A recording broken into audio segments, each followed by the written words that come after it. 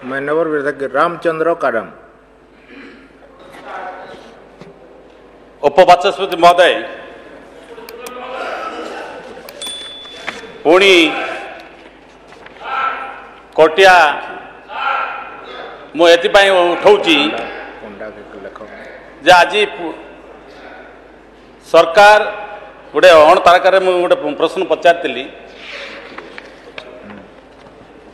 आज से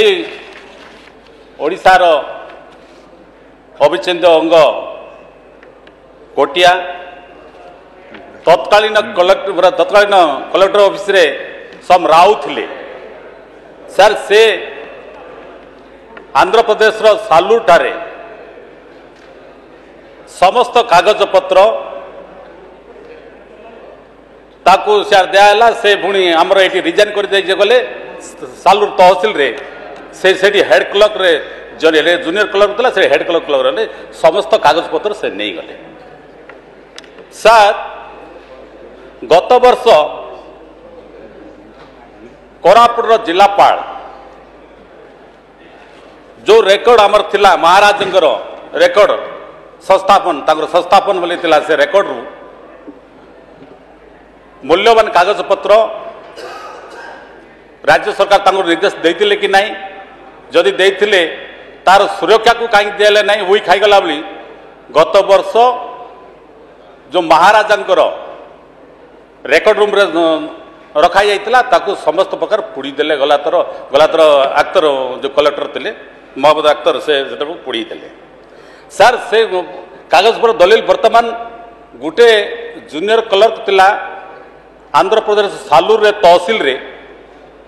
ताकू जो ऑफर दिया गला सबु कागज पत्र से नहीं गले गोटे जीप रे से देदेले सब दलील नहीं गला सिटी से हेड क्लर्क अनुसार सिटी से तार पोस्ट पाइले गत वर्ष जिते दलील थिला महाराजा संस्थापन गोटे थिला से दलील सब जहाँ पत्र थिला ताकू पुड़ी दिया गला सर वर्तमान आमर दस्तावेज अभाव रहा द्वारा आमे जेते वर्तमान एवं मत गोटे सिंगल सुइट मत अप्लाई करछंती मु एतिपाई कहया चाहूँगी गोटे महाराजा आमर गोटे पांचुपेटा जोटा कि आम आंध्र प्रदेश पांचुपेटा जो अंचल अच्छी सेटा कोरापुट जयपुर तालुकार आसूला महाराजा अंडर आसूला सेते बेले गोटे गोटे दलील होती 1934 मसीह ये दलील वर्तमान से जहाँ से कागज पत्र गोटे बाहरला जड़े आम सोशल समाजसेवी वाला जाते से गोटे उद्धार कर ये दलील जदि सुइट्रे आज देखिए आती देखिए कोरापुट जिलार सरकारी भाव में मुद्रित प्रथम नक्शा 1945 गोटे प्रकाश करते यहाँ सुप्रीमकोर्ट में कौन प्रकार दि जाए ना आउ ये दलील जदि सुप्रीमकोर्ट दिज्व ताले 1934 मद्रास प्रेसिडेंसी रे ये बर्तमान दलील जयपुर रे आमर सब रेजिस्टर होती आकु आम दलील हिसाब रे राज्य सरकार ताकू सुप्रीमकोर्ट उपस्थापन करें सर कोटिया आंध्र अनुप्रवेश बारंबार होची राज्य सरकार नीरव रहउछंती राज्य सरकार चाहूचंती कि सेरा आंध्र को दे देवा पाई आपण देखिबे सर